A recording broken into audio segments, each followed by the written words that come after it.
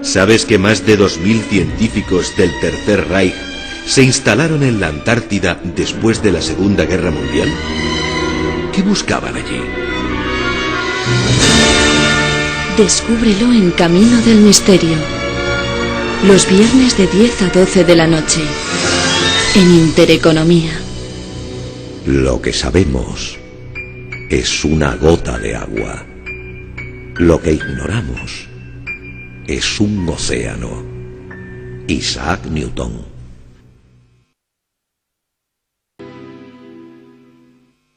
Camino del Misterio. Dirige Lucinio Serrano.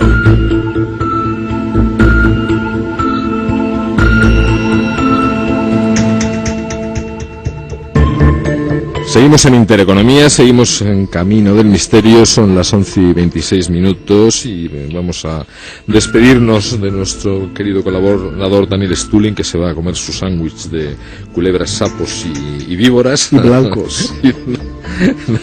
Y como hasta después de Navidades no vamos a volver a estar con ustedes porque vamos a tener que escuchar villancicos y no vamos a tener el programa el próximo viernes, Daniel quiere saludar y despedirse de toda nuestra audiencia. Luego me despediré yo a las 12 de la noche, que a mí me queda todavía un ratito. Pues tenemos muchísimo público ya, que llevan 6-7 semanas escuchando el programa Camino del Misterio, y cada vez que somos muchos, y obviamente un fuerte abrazo a todos en todos los rincones del mundo. Feliz Navidad, feliz Año Nuevo, y que el año 2011 sea muchísimo mejor que este, aunque obviamente con otro gobierno por medio.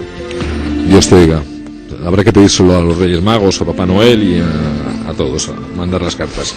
Un fuerte abrazo, querido.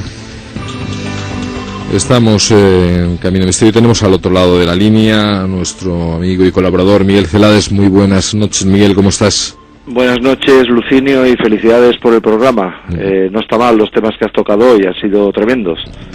Muchas gracias, ¿no? Teniendo buena gente al lado es fácil hacer las cosas bien.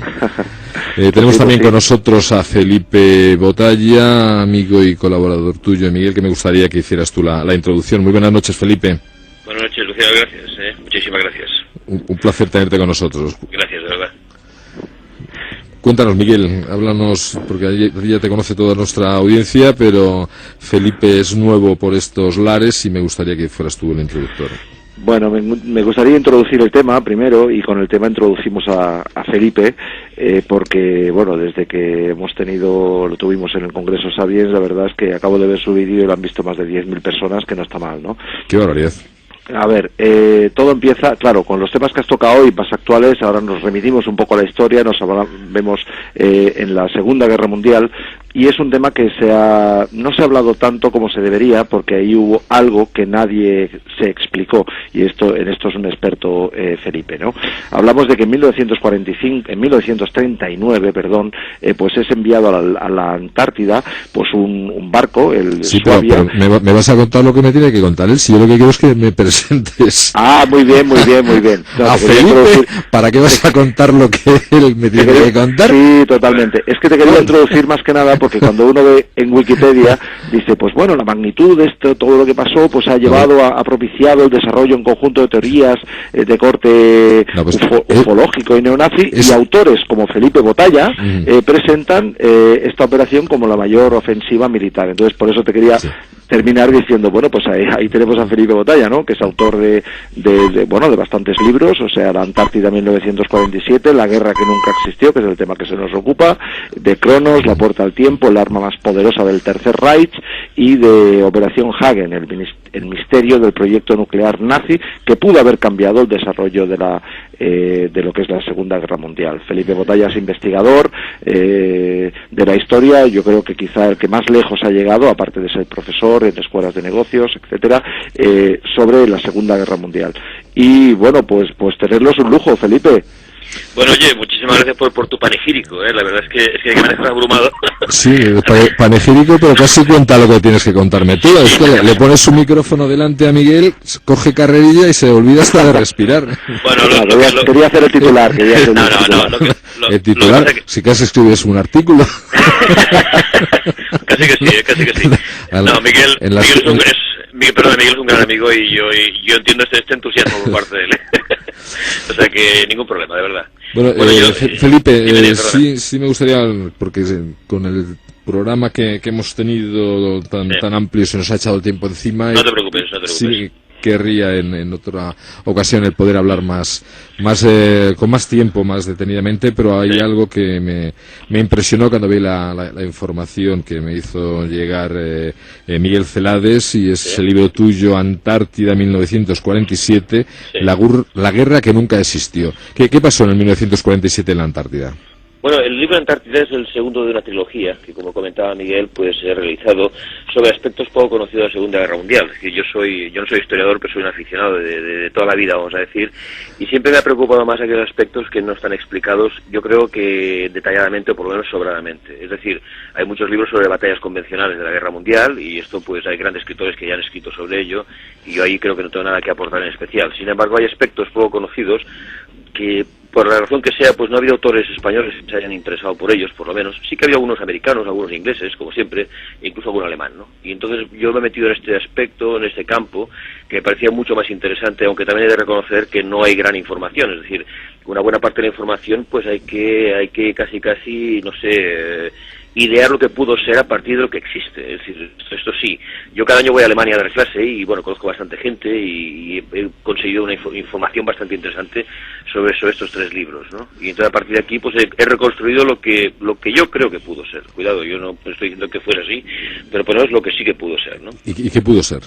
Vamos a ver, ante todo hay que decir que la Antártida siempre fue un lugar de interés alemán. Es decir, como ha comentado antes muy bien Miguel, efectivamente ya en el año 38 se lanzó, se llevó a cabo una expedición científico-militar a la Antártida, de un barco que cartografió más de 600.000 kilómetros cuadrados, apropiándoselos además para Alemania, ¿no? Este barco era Svaberland y ahí se creó la nueva Suavilandia, que se decía, ¿no? Y bueno, hay que tener en cuenta que la Antártida es un continente, por lo tanto en la Antártida, aparte de materia prima de mineral de todo lo que te puedes imaginar, hay uranio, por ejemplo, ¿no? Claro, además tiene el mismo tamaño que Australia y es igual que Europa. Mucho mayor. O sea, que es mucho mayor, es inmenso, la Antártida. De hecho es el cuarto continente de la Tierra, y sin embargo puede no aparecer en la bandera de las Naciones Unidas, y es un continente como un poco olvidado, ¿no? O sea que es muy curioso. Total, que los alemanes en la Antártida pues ya tuvieron interés de antes de la guerra. Y también es curioso que en el año 40, por ejemplo, ya el doctor Wolvil, que era el presidente de la Deutsche Reichsstut für Metallen, el tío ya pidió a los metalúrgicos alemanes en el año 40 que preparasen materiales no ferruginosos, metales, que pudiesen aguantar temperaturas de más de 60 grados bajo cero.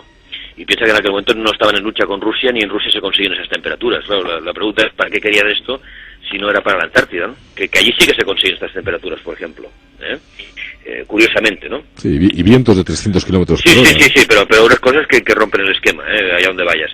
Y además es curioso, pero hubo mucha actividad tanto de barcos de superficie como submarinos e incluso aviones hacia la Antártida durante toda la Guerra Mundial. Y de hecho el almirante Dönitz en diciembre del 43 declaró que la flota alemana y de submarinos estaba orgullosa de haber construido para el Führer en otra parte del mundo un Shangri-La, una fortaleza inexpugnable. Y Dönitz no era un hombre dado a las bromas, Dönitz era el comandante de la Kriegsmarine. Y el tío dijo esta frase curiosamente, y además está recogida, por lo tanto, ¿a qué se refería este hombre, no? Quizás fue esta fortaleza inexpugnable en la Antártida, pues quizás sí, ¿no? Porque eso es lo que parece que hubo. Pero ahí para que hubiera guerra tenía que haber alguien que se pegase contra el otro, ¿no? Entonces, sí, evidentemente. Estamos hablando de que los alemanes fueron allí, mandaron sus buques, sus aviones, sus submarinos, pero ¿qué otros estaban como para canearse? Vamos a ver, lo que se dice que se construyó una base subterránea, la base 211 que se llamaba, en la Antártida. Sí.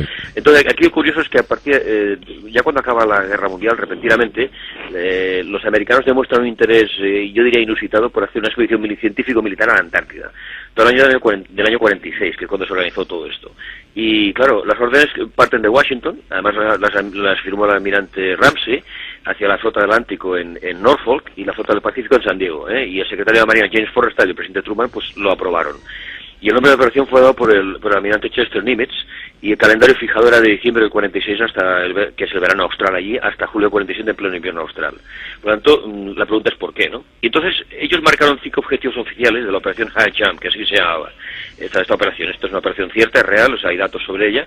Entonces habían cinco grandes puntos: probar las tropas y el material en situación extrema de frío, muy bien, consolidar y ampliar la soberanía norteamericana sobre la mayor área posible del continente antártico, determinar la posibilidad de mantener las bases en la zona y áreas factibles para ello, desarrollar técnicas para el mantenimiento de bases aéreas sobre el hielo y sobre todo ampliar el conocimiento sobre la hidrografía, geografía, geología y las condiciones meteorológicas y electromagnéticas de la zona.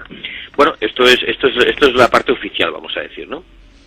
Y aquí vino lo bueno, porque para esta operación se buscó, porque claro, era muy difícil en aquel momento aprobar un coste tan elevado después de una guerra mundial.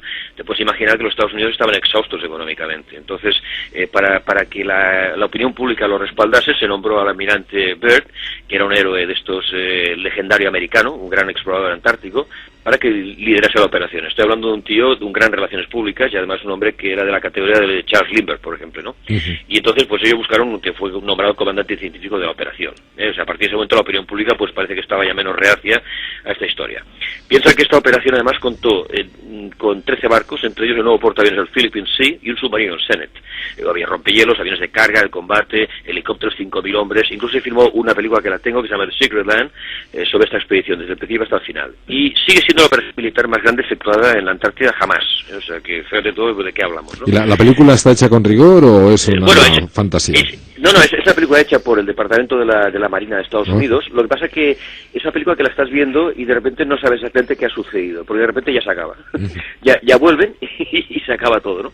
Entonces, bueno, ¿qué ha pasado exactamente ahí? Entonces ves algún avión derribado, algún avión que está por el suelo, murió gente, pero todo esto está como censurado, ¿no? Entonces yo creo que esa película ahora es muy difícil de conseguir. Pero lo han censurado tanto los americanos como los alemanes. No, los americanos, porque de los alemanes en principio no se habla de todo este asunto. O sea, ellos van a probar ahí el material militar en condiciones extremas de frío. Esta es la excusa. Eso es todo lo que se sabe. Claro, esto es todo lo que se sabe. Te lo digo porque incluso todo el asunto es material clasificado. Hasta el año 2035 no se podrá saber qué pasó en la Antártida. Imagínate tú, una cosa pasó en el año 47. 2035, casi 100 años. Sí. La pregunta es qué pasó allí. Bueno, habrá que hablar con el señor Sanz de Wikileaks a ver si consigue esos papeles también. No vamos a esperar hasta dentro de 30 años o 20 años. Me parece una yo no creo que pueda haberlo ya. Yo no creo que pueda haberlo, pero a mí me parece excesivo. Es decir, ¿por qué hay que ocultar una operación allí?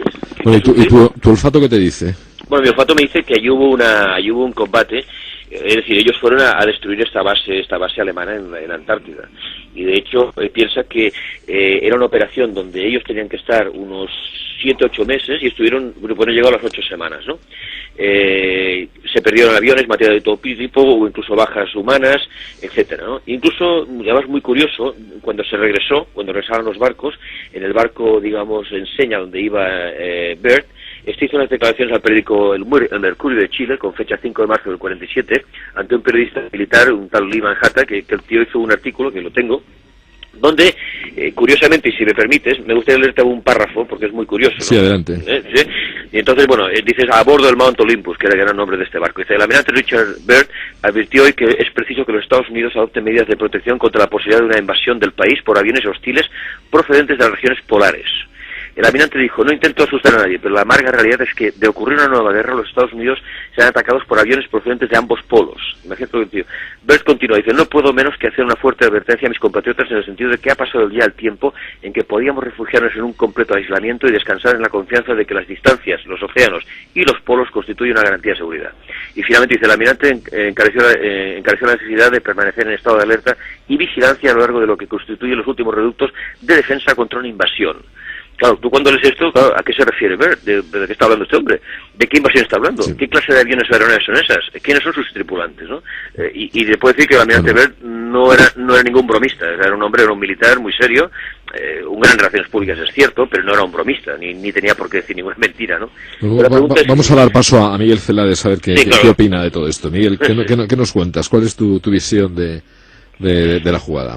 Bueno, aquí hay dos visiones, quizá obviamente mucho más profesional la de Felipe Botalla, en el sentido de ceñirse a los hechos históricos, y también hay otra versión, quizá un poco más extraña, en la cual, pues bueno, los alemanes tenían tecnología, digamos, más avanzada de lo que realmente pues la gente sabía. Con lo cual, claro, yo me baso en los hechos solamente, y es que bueno, que cuando entran los aliados no encuentran a 2.000 científicos que desaparecieron fallecidos que les faltan en las cuentas y 1 millón de personas, que después, bueno, hacen esta operación diciendo que van a hacer un mapa, pero que incluyen ahí buques de guerra, 13 naves, y que, bueno, que después tienen capital casi ilimitado y esos 8 meses para poder hacer esos mapas, en teoría, y cuando vuelven con el material de guerra de alta tecnología, con abolladuras y 1.500 bajas.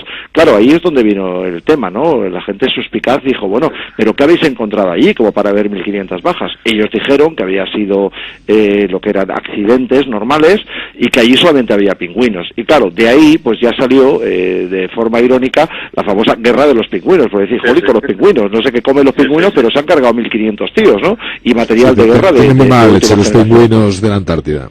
Están cachas los pingüinos, ¿no? Entonces, claro, bueno, en fin, este es un poco el zoom, digamos, de lo que realmente pasó allí, ¿no? Y como bien dice Felipe, si esto se va a desclasificar dentro de un montón de años, pues seguramente nos quedaremos sin saberlo, salvo por los investigadores como Felipe, que bueno, que pueden aportar aquí pues muchísima información, ¿no? Porque bueno, a ver, no está nada claro, y la excusa muchas veces son tan peregrinas que uno dice, bueno, no sé si creerme la versión oficial, pero es que es más ilógica que la versión de alguien que ha podido estudiarlo de forma independiente, pues como Felipe Botalla. Bueno, de todas formas, algo tiene que ver ahí, porque no tiene ningún sentido que si entras en Google Earth, quieres ver la Antártida y te encuentras una mancha blanca, pero no de que haya nieve o hielo, sino que han puesto una mancha en esa zona. ¿Qué pensáis los dos? ¿Qué es lo que quieren ocultar con esa mancha los mismos de Google? Bueno, no sé lo que pensará Felipe, pero vamos, yo lo tengo muy claro y esto es tema de otro programa, ¿no? O sea, hay una censura, efectivamente, hay una prohibición expresa por sobrevolar por encima de los polos, y pues hay muchísima información contrastable de que posiblemente pues la Tierra no tiene la estructura que todos pensamos. Pero eso es un debate como para otro programa, Lucinio, porque es un tema pues, que si entramos en él nos vamos lejos. Pues da una pincelada y volvemos al tema de antes. No podemos dejar a la audiencia, después de haber sacado el tema así, diciendo y estos de que van. Adelante, sí, una pincelada por parte de los dos. Bueno, que hace solamente 500 años, pues estábamos pensando, toda la comunidad científica y absolutamente todo el mundo, pues que estaba pensando que la Tierra era plana, ¿verdad? Y el que decía lo contrario, pues como que acababa en la hoguera, ¿no? Y estamos hablando de solo hace 500 años, ¿no? En estos momentos hay bastante información de que el patrón que se repite en el universo, pues no es un patrón de unos astros sólidos, sino de unos macizos, sino de unos astros huecos, donde puede haber unas entradas, tanto en el polo norte como en el polo sur de cualquier astro, inclusive las estrellas, inclusive las galaxias responden a ese patrón, y bueno, pues la Tierra no tendría por qué ser diferente en ese sentido, con lo cual hablaríamos de que una estructura de la Tierra que es distinta a la que pensamos que es una estructura sólida, sino que bueno, tanto en la Antártida como polo norte y polo sur, pues posiblemente podría haber una serie de cosas que no cuadran, te digo, ya sería entrar más en detalles, pero hay evidencias que bueno, que en cualquier programa tuyo, si quieres, pues las podemos plasmar y debatir sobre ese tema, porque claro, ya hemos hablado hace 3 o 4 programas de la tierra hueca y de la posibilidad de vida dentro de la Tierra. Muy bien, pues entonces nada, pues bueno, pues... Pero volveremos a hablar, porque la verdad es que es un tema muy muy interesante, muy apasionante. Apasionante, sí. Felipe, ¿tú qué opinas de por qué tapan la Antártida? ¿Por qué le ponen ahí la mancha? Bueno, yo no soy tan experto como Miguel en este asunto. ¿Qué pelotas sois el uno con el otro? No, al contrario, no, bueno, somos muy buenos amigos, Ser amigos sin pelota es una diferencia. No, lo que pasa es que yo quizás en esto intento ser más, a ver, no sé si decir racional, ¿no? Pero intento ser un poco más de tocar de pies a tierra, que se dice, ¿no? Entonces, es cierto que Google Earth tiene tapada esa zona. Para mí no tiene ningún sentido. Quizás están ocultando algo, pues podría ser, pero además lo que dice Miguel, aunque yo no tengo más evidencias ni tengo más conocimiento para poder afirmar que la Tierra sea hueca, aunque efectivamente, como él dice muy bien, en Andorra, pues se habló de este asunto en Sapiens, y la verdad es que se aportaron una serie de fotografías y datos que parecían corroborar esa tesis, ¿no? Ahora, yo no soy capaz de ir más allá. O sea, hay algo en la Antártida que yo hay un misterio que no se quiere desentrañar, que se sabe, pero no se quiere desentrañar, y puede ser desde la entrada a una tierra hueca, vamos a decir, hasta una base remota, pasando pues por muchas cosas del continente que no conocemos, ¿no? Entonces, yo sí quiero, volviendo a la operación High Jump, un poco para aprovechar el tiempo y dar algunas pinceladas más. Yo siempre me planteo, cuando me encuentro con este asunto, y que lo he estudiado pues bastante en profundidad, para mí hay algunas preguntas incómodas, ¿no? Por ejemplo, el por qué se envía una flota más de 20.000 kilómetros de sus bases cuando los mismos objetivos podrían haber sido probados en Alaska, Groenlandia o el Polo Norte. Es decir, si tú quieres probar material militar en situación extrema de frío, pues quizás no hay que irse hasta la Antártida, ¿no? ¿Por qué la Monteverdi a partir de entonces se le prohibió cualquier declaración oficial o aparición en actos públicos? ¿Por qué se relegó al ostracismo oficial? ¿Por qué al año y medio de High Jump el secretario de la Marina Forrestal comenzó a hablar más de la cuenta? Se le ingresó al Hospital Naval de Bethesda y el 22 de mayo se suicidó. Se dice que suicidó. Claro, ¿por qué? Es decir, ¿qué sabía este tío? ¿Qué se descubrió allí? ¿Por qué se suicidó este hombre, no? Claro, son demasiadas preguntas sin respuesta, ¿no? Hay más preguntas que respuestas, por decir, ¿no? A día de hoy. Claro, es una cosa muy curiosa. Y luego además se habla que en el año 58 hubo una segunda operación High Jump, porque ese ha sido el nombre que le han dado siempre los americanos entonces a cualquier operación en la Antártida, de menor entidad, pero que además la dirigió Bert y que murió ese mismo año, donde además se lanzaron 3 bombas atómicas sobre la Antártida, que muchos dicen que fue el origen del agujero de ozono, por ejemplo, ¿no?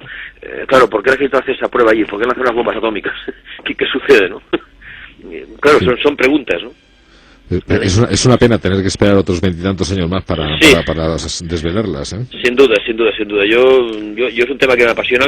Vamos, todos estos temas son apasionantes, al margen de tengamos más datos científicos o no, pero son apasionantes sin duda alguna, ¿no? Y de luego aquí hay una cortina de oscuridad absoluta de que es muy difícil indagar oficialmente qué pasó. O sea, una cosa es la versión que dicen pública y otra es lo que realmente debió pasar allá, ¿no? No, pero sí hay datos, Miguel, corrígeme si me equivoco, de que en eso, coincidiendo que en esos años hubo muchos avistamientos UFOs, ¿o no?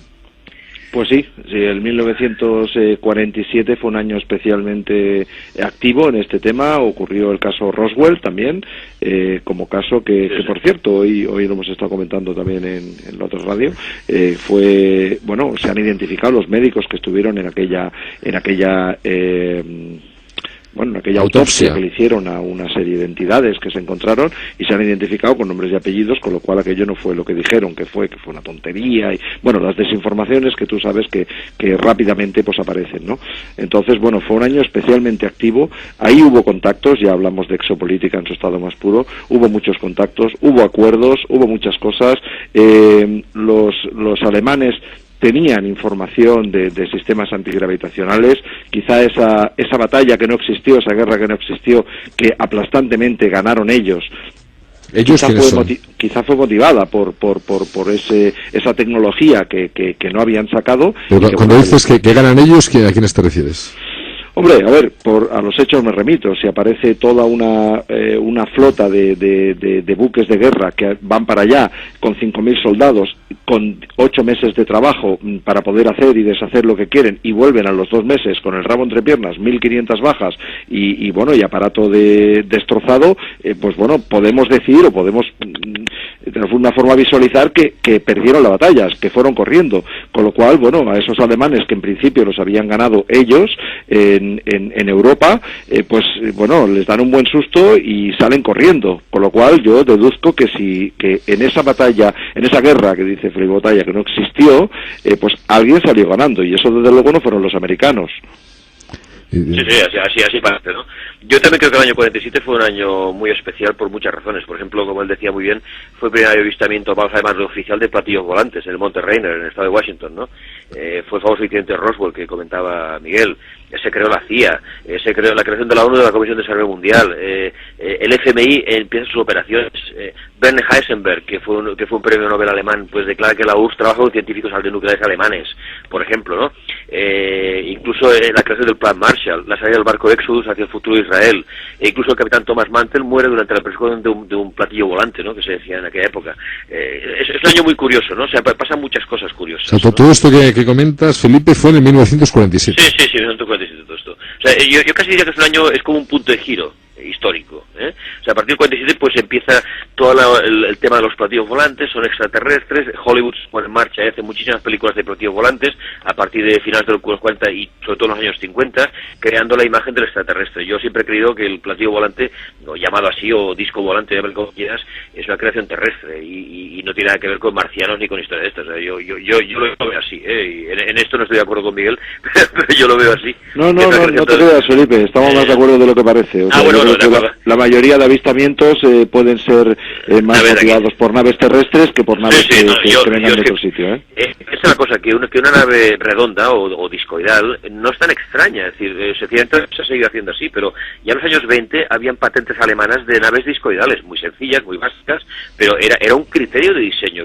que lo veamos con alas los aviones no quiere decir que una nave no pueda ser discoidal, sencillamente ha sido un sistema que no se ha seguido por alguna razón, y evidentemente se ha vendido la imagen de que esto es una cosa de marcianos y que vienen de otros planetas y que nos quieren atacar o nos observan, en fin, muchas historietas que hablan, ¿no? Bueno, de todas formas, si creéis en los extraterrestres y que los extraterrestres andan por aquí y que pueden haber pasado información tecnológica a las partes interesadas en cualquier momento, y por otro lado decís que la mayoría de los avistamientos de esos objetos voladores en forma de platillo circulares pueden ser terrestres, ¿en qué se mueven los extraterrestres que vienen aquí? Buena pregunta. Mira, en la Segunda Guerra Mundial ya se denunciaron pues muchas bolas luminosas que acompañaban a los aviones, le llamaron los Foo Fighters, y bueno, inclusive hubo una serie de luces rojas que se dirigieron a Los Ángeles, y los americanos, pensando que era un ataque japonés, dispararon 1.430 proyectiles, ¿no? Con lo cual, yo te diría que están las dos cosas. Esas naves que se ven más físicamente, que pueden ser creadas por esa tecnología que en teoría no tienen, pero que la tienen quizá de mucho antes de lo que pensamos, tanto los nazis como los que ahora mismo los grandes países que en estos momentos están liderando la parte, digamos, militar, y también están, pues, otras entidades que están aquí, que han estado, que siempre han estado. Esto ya es irse a otro nivel, pero bueno, yo creo que las dos cosas son válidas. Entonces te diría, por la experiencia con la exopolítica, pues que posiblemente el 80% de las naves que la gente está viendo sean terrestres, sean humanas, tienen sistemas antigravitacionales. El otro día vi en un documental como ya hay soldados invisibles, que esto es nuevo hasta para mí, ¿no? De ver soldados que han logrado la invisibilidad, lo que quisieron conseguir con el famoso experimento Filadelfia, que después lo desinformaron, etcétera, hasta pues sistemas antigravitacionales, sistemas de discoidales, naves discoidales, que posiblemente ya los tenían pues los nazis o los alemanes, y que luego esa tecnología, habida cuenta de que no sabemos bien, yo te diría que no sabemos bien quién ganó la guerra, ¿no? Porque después de terminar la guerra, pues 30 submarinos se fueron para Argentina, y allí la cantidad de científicos que pasaron a formar parte de otros países como Estados Unidos y Rusia, pues posiblemente esos experimentos continuaron. Con lo cual, no sabemos exactamente. Yo te diría que son las dos cosas, Lucinio. ¿Y tú qué opinas? Yo veo más la parte terrestre. A ver, yo no voy a discutir que con la cantidad de planetas que hay en el universo, pues que puede haber otros seres. A ver, yo esto no soy capaz de negarlo, evidentemente. Ahora, que lleguen hasta aquí, pues, y con qué motivo, lo conozco, pero... A ver, puede haber pasado durante la historia, sí, evidentemente hay, incluso esto Miguel lo sabe muy bien, pero tenemos también pruebas arqueológicas que demuestran que aquí estuvo alguien antes que nosotros, y gente además aparentemente con una alta tecnología. Pero esto ya me iría yo también por otro derrotero, que creo que no es el caso, ¿no? Yo creo que para mí son temas básicamente terrestres. Él ha hablado de un 80%, yo no sé el porcentaje, pero yo veo mucho más un aspecto terrestre de estas naves discoidales, muy avanzadas y todo lo que tú quieras, que evidentemente entran dentro de la tecnología militar más secreta, ¿no? Lo he contado. Y seguramente sus sistemas impulsores, son antigravitacionales, como decía él, ¿no? O incluso otros que desconocemos, no lo sé. No sé, nos vamos al terreno humano, para no irnos muy lejos del tema extraterrestre, pues quizá otro día podemos ya profundizar más. Claro. Hay una cosa que está clara: 30 submarinos alemanes huyen a puertos argentinos. Yo tengo fotos de aquí, de actos nazis posguerra, y bueno, pues están como muy felices, ¿no? Y siempre se ha dicho que según el periodista Abel Bassi, pues Adolf Hitler y su amante, Eva Braun, pues no se suicidaron en Berlín. O sea, si salieron todo ese millón de personas y esos 2.000 científicos, ¿por qué se iba a suicidar allí Adolf Hitler? Un submarino, pues según esta versión, los llevó a Argentina en 1945, después de la derrota, y oye, pues vivieron allí muchísimos años, ¿no? Inclusive conocí a una persona que me dijo que posiblemente lo vio un día, ese Adolf Hitler, ¿no? Entonces, bueno, ¿quién realmente ganó la guerra o cómo hicieron para que todas estas personas, pues luego hicieron el juicio de Nuremberg, pues que fue, según mucha gente, una pantomima, pero ¿dónde están esa gente? ¿Y cuánta gente con apellido alemán tenemos en Argentina, no? Con lo cual, yo no estaría muy seguro de quién ganó, quién venció o quién perdió la guerra, sino que, bueno, si al final esos científicos aparecen bueno, creo que el que fue director de la NASA, pues era un alemán, corrígeme si me equivoco, Felipe. Sí, Werner von Braun, y además con muchos colegas suyos que trabajan en Peenemünde, en la base de cohetes. Entonces esos científicos que los contrataron después en la NASA, bueno, pues si tenían una tecnología ya bastante avanzada, pues bueno, ¿dónde habrán llegado hoy en día en 2010? ¿Qué tendrán?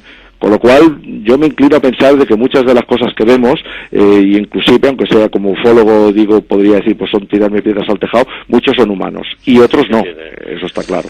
Yo, por ejemplo, perdón que te interrumpa, yo por ejemplo, hablando de todo el tema Sudamérica, ahora estoy trabajando un cuarto libro, esto está en la primicia, tengo ya varios capítulos trabajados con bastante información que he conseguido sobre las fortalezas alemanas en Sudamérica, durante la guerra además, incluso el general Marshall envió tropas a Sudamérica, había una base en Natal, en Brasil, aérea americana, que se puso ahí pues precisamente para este asunto, ¿no? Felipe, de esas fortalezas hablamos después de Navidades. El tiempo se nos está echando encima, no nos va a dar tiempo casi ni para despedir el programa. Ha sido un auténtico placer y lo repetiremos. Un abrazo muy fuerte. Muchísimas gracias, de verdad. Miguel, otro muy fuerte para ti. Gracias y felices Navidades para los dos. Gracias Miguel. Oye, a todos, gracias. Igualmente, gracias. Un abrazo. Adiós. Estamos ya agotando el tiempo, quedan escasamente 2 minutos y medio para las 12 de la noche. El programa está terminando, y lo que quería antes de terminar, volviendo al tema de ese estado de alerta con el que nos han sorprendido este gobierno socialista con su presidente a la cabeza, quiero que, igual que a mí a mucha gente no les gustará o no nos gustará que limiten la circulación o permanencia de personas o vehículos en horas y lugares determinados o condicionarlas al cumplimiento de ciertos requisitos, tampoco me gusta que se practiquen requisas temporales de todo tipo de bienes y que impongan prestaciones personales obligatorias, tampoco me gusta que intervengan y ocupen transitoriamente industrias, fábricas, talleres, explotaciones o locales de cualquier naturaleza, con excepción de domicilios privados, dando cuenta de esto en los ministerios interesados. No me gusta el estado de alarma. Espero que dentro de 15 días, el 15 de enero, cuando termina esta nueva prórroga que le han dado al estado de alarma, los políticos, entre otros el PP, se lean lo que es un estado de alarma y protejan a sus ciudadanos, que es su obligación, y para eso les pagamos a los unos y a los otros. El programa ha terminado, que tengan unas felices Navidades, unas felices fiestas. Volvemos después de Reyes. Daniel Bellido, muchas gracias por estar ahí en el control, aguantando hasta estas horas. Que sean felices.